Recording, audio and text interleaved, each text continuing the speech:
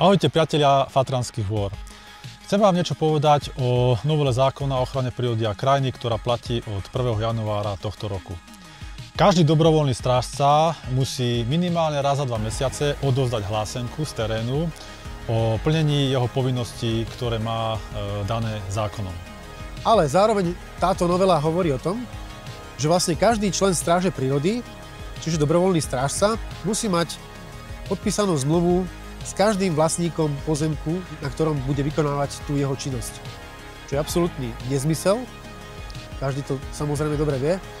A vzniká tu taký brutálny paradox, že vlastne my musíme mať tie hlásenky každé 2 mesiace, ale vlastne nemáme žiadne zmluvy spravené.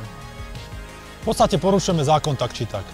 Keď nechodíme do služby minimálne raz za 2 mesiace, čo už od nového roku prešlo, už je apríl, čiže sme porušili zákon, ale zároveň by sme ten zákon porušili aj tak, keby sme do toho terénu išli si splniť tú povinnosť.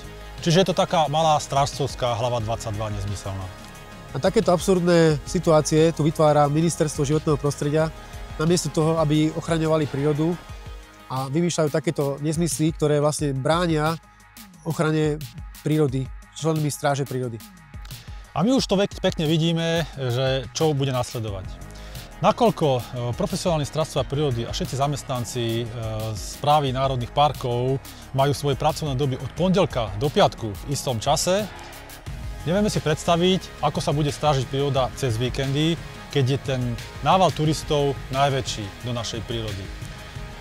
Vieme si úplne živo predstaviť, že každý jeden zamestnanec správy národného parku si bude musieť povinne spraviť skúšky pre dobrovoľnú strážcu prírody, absolvovať teda tie skúšky a budú chodiť do práce aj cez víkendy, čo si myslím, že je nezvládateľné. Takže vidíte, aké absurdnosti máme tu na Slovensku. Užívajte si krásnu jarnú prírodu a tešte sa s nami z tejto nádhernej našej Fatry. Ahojte. Ahojte.